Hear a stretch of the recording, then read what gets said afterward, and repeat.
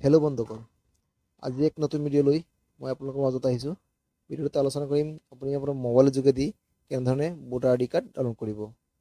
প্ৰথমতে ইয়াত আছে e EPIC downloaded voter service portal, সেইটোত আপুনি ক্লিক কৰিব লাগিব। এই ছাইডত ক্লিক কৰাৰ পিছতে নতুন এটা ছাইড অন হ'ব।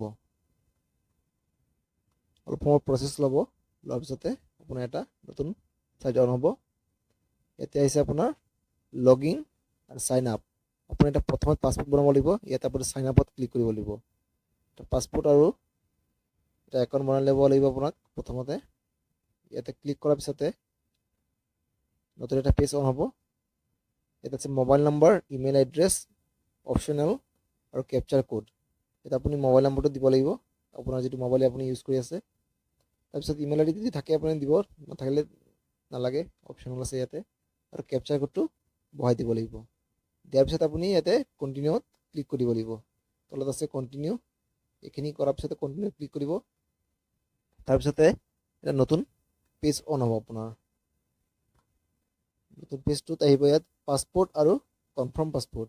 আপুনি এটা ষ্ট্ৰং এটা পাছপোৰ্ট বনাব লাগিব। পাছপোৰ্টটো বনাই আপুনি ইয়াতে প্ৰথমত আপোনাৰ পাছপোৰ্টটো বহাব, আকৌ আপোনাৰ পাছপোৰ্টটো তলত বহাব।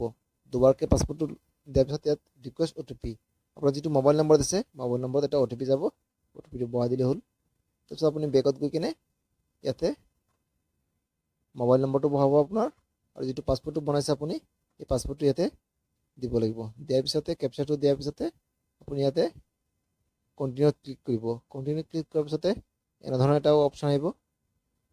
এইটো অপশ্যনত আমি তলত যাম, তলত গৈ কিনে এটা ই পিক ডাউনলোড পাব আপুনি, ই পিক ডাউনলোডেড। এই অপশ্যনটোত আপুনি ক্লিক কৰিব লাগিব। ইয়াতে আছে ই পিক ডাউনলোডেড, এইটো অপশ্যনত আমি ক্লিক কৰিম। ক্লিক কৰাৰ পিছতে নতুন এটা পেজ অন হ'ব। এই পেজটোত আছে আপোনাৰ এপিক, এণ্টাৰ এপিক নম্বৰ আৰু চিলেক্ট ষ্টেট। আপোনাৰ যিটো ৰাজ্য হয় সেই ৰাজ্যত আপুনি ইয়াতে ক্লিক কৰিব। এইটো সম্পূৰ্ণ ভাৰতৰ ৰাজ্যবিলাক আহি গ'ল। ইয়াতে আপুনি যিটো ৰাজ্যৰ হয় সেইটো লিখিব। তাৰপিছতে আপোনাৰ এপিক নাম্বাৰটো দিব। দিয়াৰ পিছতে এনেধৰণৰ আপোনাৰ ভোটাৰ আই ডি কাৰ্ডটো আপুনি পাই যাব। বন্ধুসকল, যদি ভিডিঅ'টো চাই ভাল লাগিছে তেন্তে মোৰ চেনেলটো লাইক, শ্বেয়াৰ আৰু ছাবস্ক্ৰাইব কৰিবলৈ নাপাহৰিব। সম্পূৰ্ণ ভিডিঅ'টো চোৱাৰ বাবে আপোনালোকক অশেষ ধন্যবাদ।